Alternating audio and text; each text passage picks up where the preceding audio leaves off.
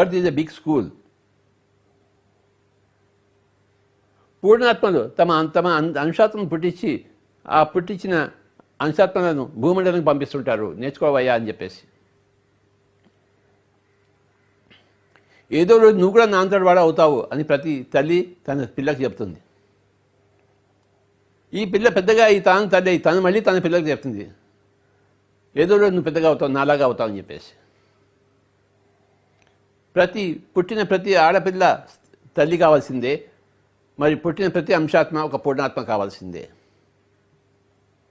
ప్రతి ఆడపిల్ల పెద్దగా అయి తీరుతుంది, కాకుండా ఎలా ఉంటుంది. ప్రతి అంశాత్మ ఒక పూర్ణాత్మ అయి తీరుతుంది, కాకుండా ఎలా ఉంటుంది. ఇది ప్రకృతి సహజము.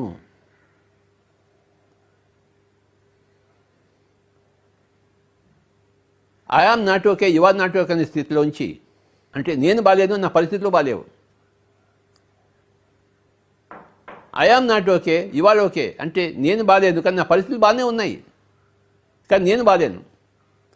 I am okay, you are not okay అంటే నేను బాగానే ఉన్నాయి కానీ నా పరిస్థితులు బాగాలేవు అని ఇట్టించి నేను బాగున్నాను, నా పరిస్థితులు బాగున్నాయి అని I am okay, you are okay స్థితికి వచ్చేంత వరకు, ఆ పాఠాలను నేర్చుకునేంత వరకు జన్మ పరంపర కొనసాగుతూనే ఉంటుంది. My dear friends, my dear masters.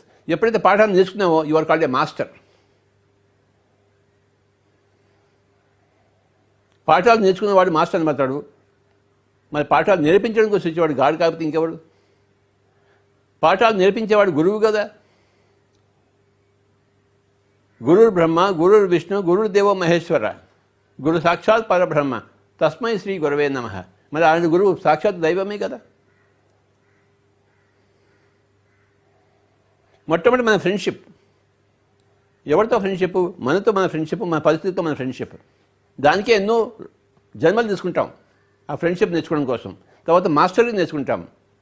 తర్వాత జన్మలో మనం దైవత్వం నేర్చుకుంటాం. అందరికీ నేర్పించడం కోసం, లోక కళ్యాణం కోసం మనం వచ్చిన వాడము. స్వీయ కళ్యాణం అయిపోయింది. మాస్టర్ అయిపోయినప్పుడు స్వీయ కళ్యాణం అయిపోయింది.